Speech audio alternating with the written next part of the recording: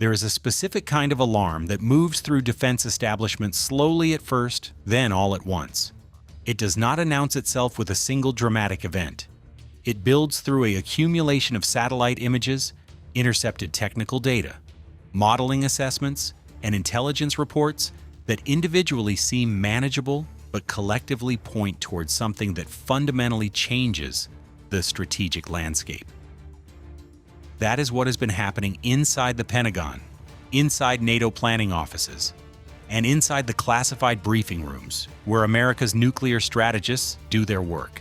China is not just modernizing its nuclear arsenal, it is doing something that the United States has not had to seriously contend with since the height of the Cold War. It is building toward nuclear parity, not symbolic parity, not the kind of minimum deterrent posture China maintained for decades, enough weapons to survive a first strike and retaliate, but not enough to genuinely threaten American strategic dominance. Something larger, something more sophisticated, something that is emerging faster than American intelligence assessments predicted even 5 years ago, and incorporating technological capabilities that existing missile defense architectures were simply not designed to defeat. The numbers are stark. In 2020, the U.S. Defense Department estimated China possessed approximately 200 nuclear warheads. By 2023, that estimate had risen to around 500. Current assessments project China could have over 1,500 warheads by 2035, putting it within range of the deployed arsenals maintained by the United States and Russia under existing arms control frameworks. That trajectory, from 200 to 1,500 in 15 years, is not a modernization program. It is a fundamental strategic transformation, and the weapons being built to carry those warheads represent a generational leap in capability that makes the numbers only part of the story. The moment that forced American defense analysts to publicly revise their assessments came in the summer of 2021, when commercial satellite imagery revealed construction underway at 3 separate locations in remote areas of western China. What was being built were missile silos, not a handful, not a test facility. Hundreds of them, arranged in geometric patterns across the desert landscape of Gansu, Xinjiang, and Inner Mongolia, in a construction program operating simultaneously at a scale that had no recent historical precedent outside the Cold War. The Human Field in Gansu province alone contained over 100 silos under construction. The Hami Field in Xinjiang added more. A third field near Ordos in Inner Mongolia completed a deployment pattern that, taken together, represented the most significant expansion of land-based nuclear infrastructure anywhere in the world since the Soviet Union's peak construction periods in the 1970s and 1980s. The silos being built are sized for China's DF-41 intercontinental ballistic missile, currently the most capable land-based nuclear delivery system in the Chinese arsenal. The DF-41 carries multiple independently targetable re-entry vehicles, meaning a single missile can deliver warheads to several different targets in a single flight. Its range of approximately 12,000 to 15,000 kilometers puts the entire continental United States within reach from launch sites deep inside Chinese territory. And its road-mobile variant, which can be driven to different launch positions and fired from locations that are not fixed and therefore not pre-targeted, adds a survivability dimension that fixed silos alone do not provide. The scale of the silo construction raised an immediate strategic question that American analysts are still working through. China is building far more silos than it currently has missiles to fill them. This could mean China intends to build enough missiles to fill every silo. It could mean the silos are designed as a shell game, with a smaller number of actual missiles rotated between a larger number of potential launch positions, forcing an adversary to target all of them to guarantee destruction of the actual weapons. Either interpretation, or some combination of both, represents a sophisticated strategic calculation rather than simple expansion for its own sake. The silo expansion, alarming as it is not the capability that has American defense planners losing sleep in quite the same way.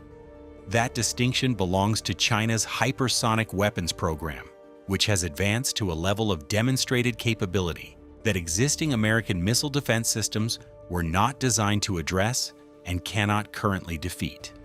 In October 2021, China tested a hypersonic glide vehicle that circled the Earth at orbital velocity before descending toward a target. The test was not announced by China and was revealed through intelligence reporting. When American officials confirmed it, the chairman of the Joint Chiefs described it publicly as very close to a Sputnik moment, which for someone in that role represents extraordinary candor about a security concern. A hypersonic glide vehicle is fundamentally different from a traditional ballistic missile in ways that matter enormously for defense. A ballistic missile follows a predictable arc. Radar systems can detect it shortly after launch, calculate its trajectory within minutes, and provide warning time that allows defensive interceptors to be positioned and fired. The physics of ballistic flight make the weapon's path knowable, and knowable paths can be defended against with sufficient interceptor capability. A hypersonic glide vehicle does not follow a predictable arc. It reaches hypersonic speeds, defined as Mach 5 and above, and then glides through the upper atmosphere on a trajectory that can be altered during flight. It can maneuver to avoid interceptor missiles. It can approach a target from unexpected directions. It flies at altitudes between the flight envelope of traditional ballistic missiles and the operational ceiling of cruise missiles, a band of airspace that existing radar networks and interceptor systems cover poorly. And it does all of this while maintaining enough speed that reaction time, even with perfect detection, may be insufficient for a successful intercept. China has designated its primary hypersonic glide vehicle the DF-17, and it has been displayed publicly in military parades and is assessed to be operational with Chinese rocket forces. The DF-17 is a medium-range system designed for regional targets rather than intercontinental strikes. But the orbital hypersonic test conducted in 2021 demonstrated a longer-range variant of the underlying technology, one capable of delivering a nuclear warhead to targets anywhere on Earth via a trajectory that approaches from directions and at altitudes that American early warning systems are not optimized to detect and track. Land-based missiles and hypersonic glide vehicles are visible, trackable, and at least theoretically targetable in ways that represent challenges to existing systems rather than complete breaks from the strategic framework that nuclear planners have operated within for decades. China's expanding submarine-launched nuclear capability represents something that sits in a different category entirely, because submarines, when operating effectively, are genuinely invisible. China's Type 094 ballistic missile submarines, of which it operates 6 with more under construction, carry the JL-2 submarine-launched ballistic missile. The JL-3, an improved successor with significantly greater range, is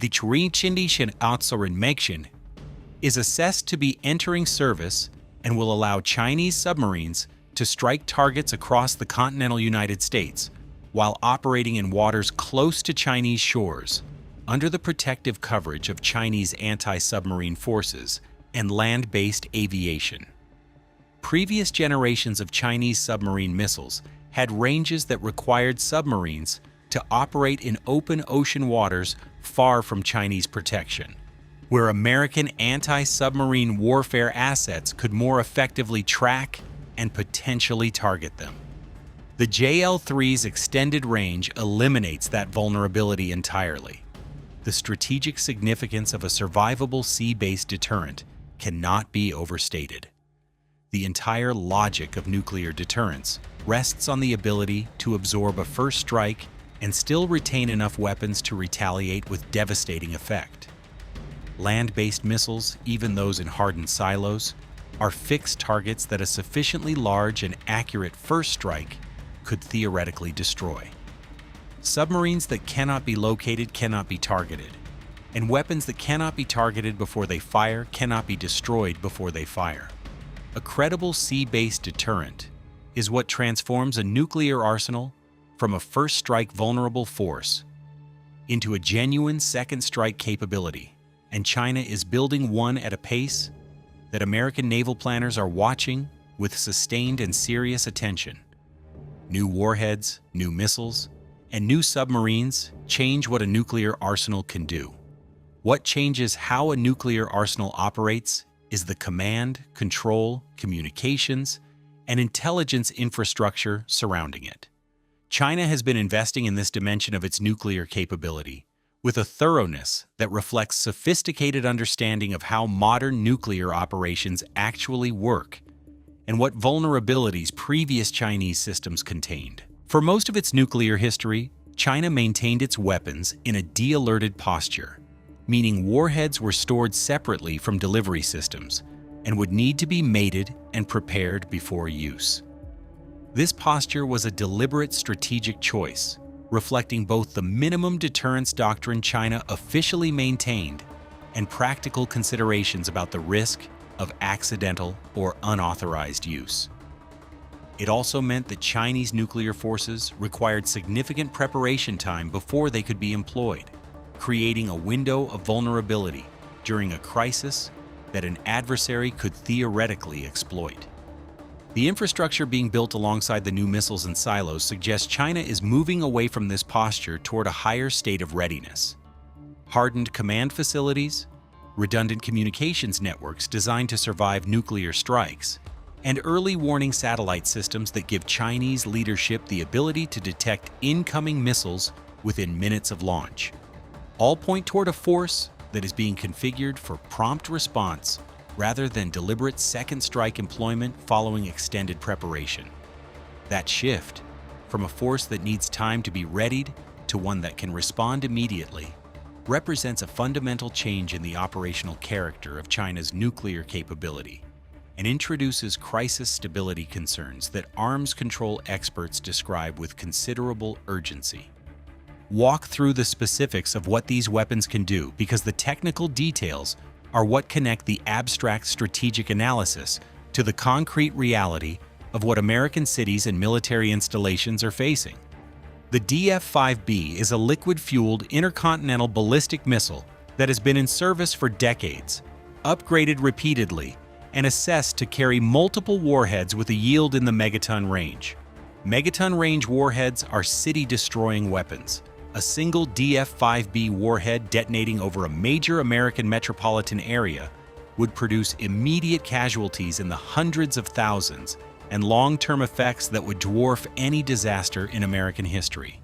China currently maintains dozens of these missiles in hardened silos. The DF-41 is the successor generation, solid-fueled, meaning it can be launched much faster than liquid-fueled systems that require fueling before launch.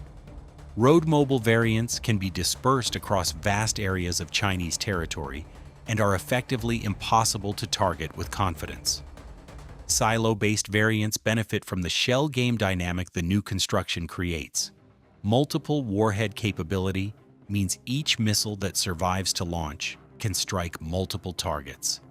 The combination of survivability and multiple warheads means that even a highly successful American first strike, the kind that would be extraordinarily difficult to execute against a dispersed and hardened force, would not prevent devastating retaliation. This is deterrence working exactly as designed. The problem, from the American strategic perspective, is that deterrence built on mutual vulnerability requires accepting that Chinese nuclear forces can survive and retaliate against any American attack. For most of the nuclear age, this has been the reality of the relationship with Russia. It is a reality the United States has not had to fully confront with China, and adjusting to it requires rethinking assumptions that have shaped American nuclear strategy and force planning for 30 years. None of this strategic transformation exists in a vacuum separate from the specific regional tensions that give it immediate operational relevance. The nuclear expansion China is pursuing is happening simultaneously with intensifying pressure on Taiwan, expanding Chinese military activity in the South China Sea, and a Chinese military modernization program explicitly oriented toward the ability to fight and win a conflict against American forces in the Western Pacific. The connection between nuclear expansion and conventional military ambition is not accidental. Nuclear weapons do not just deter nuclear attacks. They create a strategic umbrella under which conventional military operations can be conducted with reduced fear of escalation to existential levels. A China with a larger, more survivable, and more sophisticated nuclear arsenal is a China that can contemplate conventional military action against Taiwan, with greater confidence that American responses will be constrained by the nuclear balance in ways they would not be against a conventionally superior but nuclear modest adversary. This is the logic that American strategists find most concerning about China's nuclear buildup, more so even than the direct nuclear threat itself. The expansion of the nuclear arsenal may be less about China actually wanting to fight a nuclear war, which no rational actor wants, than about creating the strategic conditions under which Chinese conventional military power can be exercised more freely. Nuclear weapons as the foundation for conventional aggression rather than the ultimate backstop against existential threat. That is the strategic concept that American planners are working urgently to understand and develop responses to. The United States is responding to China's nuclear expansion on multiple tracks simultaneously. The nuclear modernization program that has been underway for several years, replacing aging Minuteman III missiles with the new Sentinel ECBM, upgrading the submarine-launched Trident missile, and developing a new nuclear-capable cruise missile, is being accelerated and in some cases expanded beyond previously planned scope. Missile defense investments, focused on systems potentially capable of engaging hypersonic glide vehicles, are receiving funding and attention that was not present at the same level 5 years ago. What is notably absent from the American response is any meaningful arms control framework covering Chinese nuclear forces. The New START treaty that limited American and Russian deployed strategic warheads expired in 2026 without renewal, leaving the two largest nuclear arsenals in the world without any bilateral limits for the first time since the 1970s.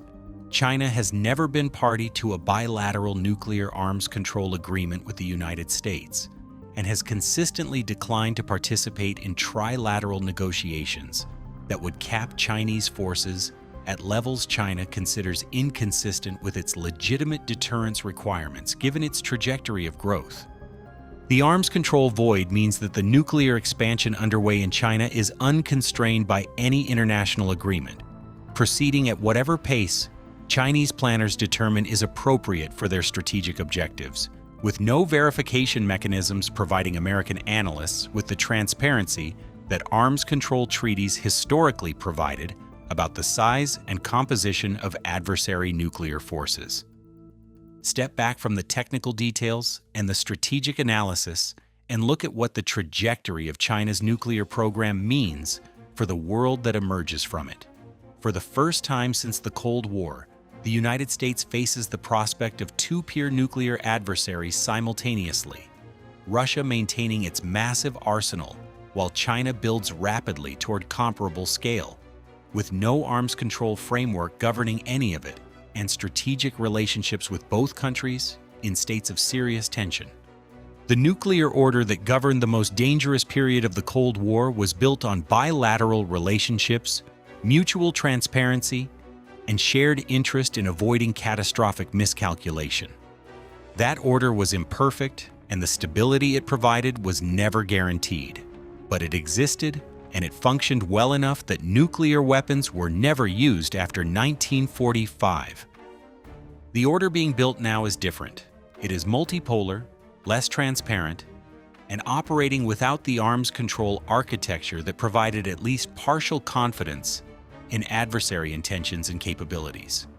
The weapons being unveiled by China are real, their capabilities are demonstrated, and the strategic logic driving their development is coherent from Beijing's perspective, even as it is alarming from Washington's. The shock that American officials express when confronted with China's nuclear expansion is genuine. But underneath the shock is a more uncomfortable recognition. The strategic situation being created was not inevitable. It emerged from decades of assumptions, policy choices, and failures of imagination about what a rising China would eventually decide it needed.